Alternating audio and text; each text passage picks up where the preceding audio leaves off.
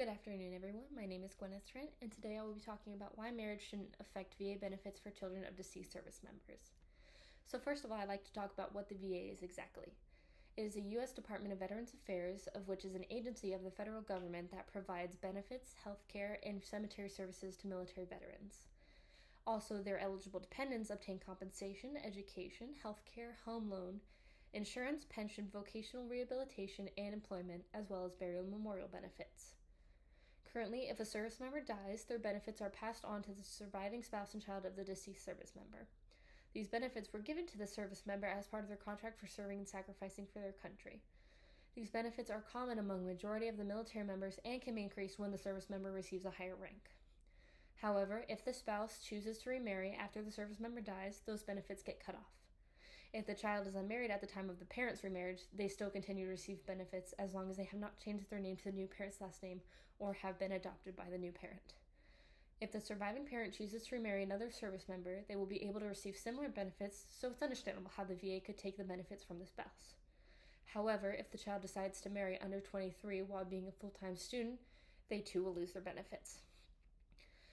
I understand why the VA would cut off benefits to the spouse if they remarry, especially if they are remarrying another service member, but I cannot comprehend why the VA would choose to remove entitled benefits to the child when they're attending college full-time.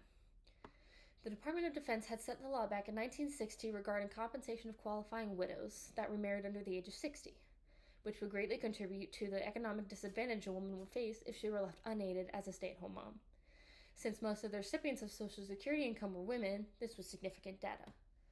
My claim is that this should not be an issue because they were not married to their parent. When I say this, I mean that the child can't be considered to be double dipping since they were never sharing spousal assets with their deceased service member parent.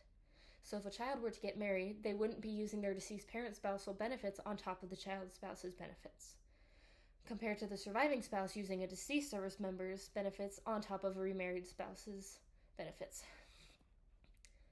My counter-argument that I normally come across would be that some people often ask if the VA would think that once the child is married to the civilian, that they could afford to pay for college with their partner, or if the child remarries a service member, they would gain new benefits once they are married. My response to these questions would be that while these are good reasons, there is a chance for the civilian spouse cannot afford the tuition for their spouse based off of prior income and savings. If I were to respond to the service member's spouse standpoint, it would be based off of rank or income. The benefits would risk not being as sufficient compared to the original benefits for the deceased service member. In conclusion, the VA is legally obligated to continue benefits because men and women give their lives for the safety of the country with the specific promises to do so is enough for the government to, in return, take care of their orphans. Thank you.